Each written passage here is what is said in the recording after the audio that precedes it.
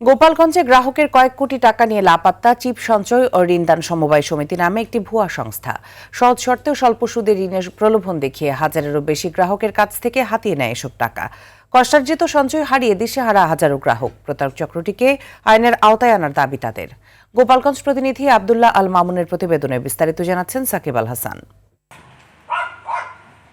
কয়েক মাস আগে সদর উপজেলার গোপীনাথপুর হাসপাতালের সামনে এই বাড়ির দোতলায় অফিস ভাড়া নিয়ে কার্যক্রম শুরু করে চিপ সঞ্চয় ও ঋণদান সমবায় সমিতি নামে একটি ভুয়া সংস্থা।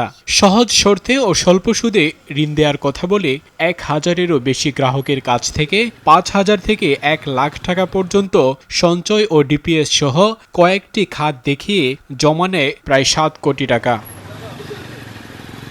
8 জানুয়ারি ঋণ দেওয়ার কথা বলে গ্রাহকদের কাছ থেকে ফেরত নিয়ে নেয় জমা বই। ঋণ দেওয়ার আগেই 6 জানুয়ারি সাইনবোর্ড খুলে ও অফিস তালা দিয়ে রাতের আধারে পালিয়ে যায় সমিতির প্রতারকরা। কষ্টে টাকা হারিয়ে দিশেহারা ভুক্তভোগীরা।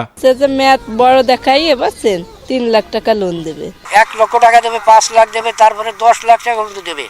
এইভাবে মানুষকে মারে টেরে নিয়ে চলে গেছে। চিপ সমিতি এই বলে আর কি টাকা নেছে, তারপরে আমরা টাকা উঠোতেই আর কি উনারে টাকা দিছি।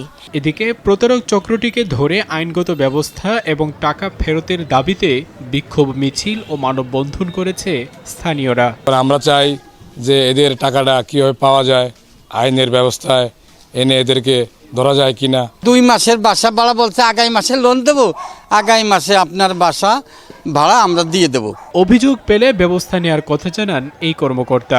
সমবায় আইন বিধি এবং তাদের যে উপ আইন আছে এর বহির্ভূতভাবে যদি কোনো টাকা নিয়ে থাকে অন্যায়ভাবে, এই বিষয়ে আমার কাছে যদি কোনো লিখিত অভিযোগ এসে থাকে তাহলে আমি অবশ্যই যা যা করণীয় আইন অনুযায়ী এটা ব্যবস্থা গ্রহণ করব। দ্রুত প্রতারক চক্রটিকে আইনের আওতায় এনে লুট হওয়া অর্থ গ্রাহকদের ফিরিয়ে দেওয়ার দাবি স্থানীয়দের।